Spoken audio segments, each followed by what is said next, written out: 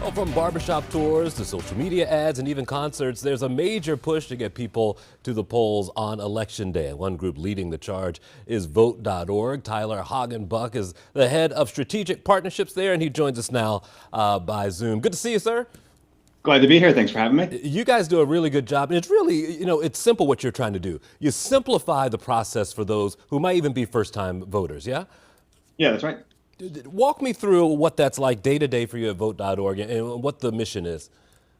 Yeah, so the mission is to integrate voter registration technology and voter registration, get out the vote messaging to where voters, and particularly young voters, already are. And so that means, for example, partnering with social media companies. One of the most sort of fruitful partnerships we've had this election cycle is with Snapchat. So if you were a US Snapchat user over the age of 18, every single one of you, got a message on National Voter Registration Day asking you to register to vote or check your voter registration status on vote.org. And that effort alone led to tens of thousands of new voters being registered on vote.org on National Voter Registration Day, and you didn't have to do anything. You were already on Snapchat. You were already looking through your friends' stories, and you just got prompted to take that one extra click to check your registration status. So it's just basic common sense things like that. Where are these voters already? How can we make it as easy as possible for them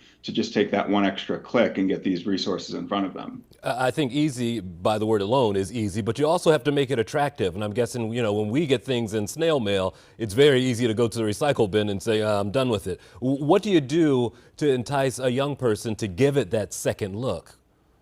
I mean, this election cycle more than any other, it's messenger, messenger, messenger, I think.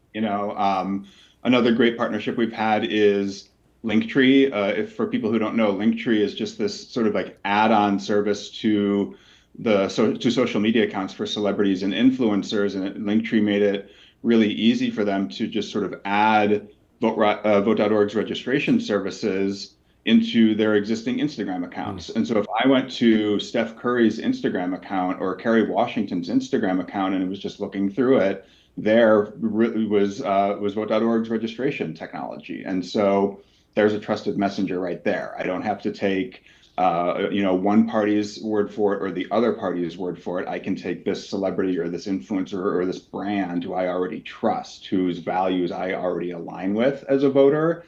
And that makes it facilitates even more engagement, especially for young voters. There's a button at the bottom of your website and says, start your own drive. And as part of getting one person to click, especially young people, the hope that it becomes viral in the sense that now, Jim has clicked. And so the hope is that he'll tell John, hey, look, it was easy here on Snapchat. Go do it yourself. Do you want to see that domino effect? Especially this time of year when we're down to just a few days, just a couple of weeks left, the most important thing is once you've made your own plan to vote, text 3 friends, walk up and down the hallway in your dorm room, go pew to pew in your church. Like it is time to spread the word, right? And we find that's the most effective thing. It's not rocket science. The research on why young people don't vote is they don't have the information. Campaigns don't contact them. And so just get them information and let them know that their friends are doing it, their classmates are doing it. They'll want to do it too. Yeah, you guys aren't afraid of a lofty goal. 2022, you ended up getting, I think it was like 270 contacts with voters, and you registered, it looks like 725,000. But this year's number is a big one. 8 million new voters you hope to end up getting registered? Yeah, so I mean, in 2020 or 2022, 1 out of every 10 people who voted came to vote.org either to register or to get some sort of information on how to vote. In 2020, it was 1 out of every 5 people who voted in the country got some sort of information or registered through the platform. And so, yeah, absolutely. Wow. We've got big goals. But one goal that might be tough with you is reaching some folks who are hit by storms. I know in North Carolina, Florida as well, you're going to have some young folks there who might have some difficulty making it to the voter roll. Or maybe it's just, priority sake right now. What are you doing to address those hurricane victims? I mean, you have to support the local election officials. I always say that local election officials are the unsung heroes of our democracy. That's true even when there's not a storm. And these storms have been devastating for voters and for officials. And so officials in all of these states, South Carolina, North Carolina, Georgia, and Florida, they've all been reacting, all assessing the damage, moving polling places to safer locations if they need to, things like that. And so we are amplifying the work of those local officials.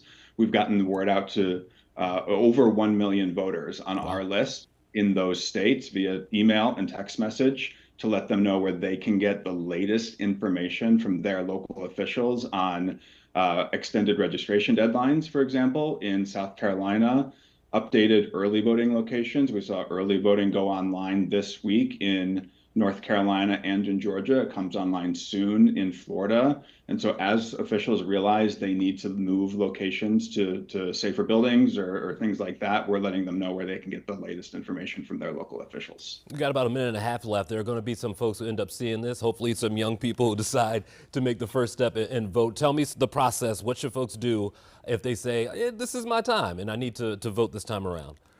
Yeah, so go to vote.org, and the first link, the first button you'll see at the top there among our list of tools is check your registration, and that's the first thing you want to do. Something a lot of people don't realize is that if you've moved recently, maybe since the last election or the last time you voted, your voter registration doesn't automatically move with you.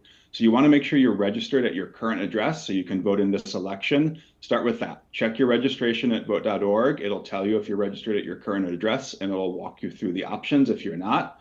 From there, make your plan to vote. Excellent. You don't have to wait till election day. Almost every state has some option where you can cast a ballot either in person or by mail before election day. Okay. If you don't wait till election day, the option that way maybe you've got a last minute final or you get called into an extra shift of work. You don't have to worry about it. You've planned ahead. Okay, we got to get rolling here. Tyler, thank you for the time. We appreciate it, sir.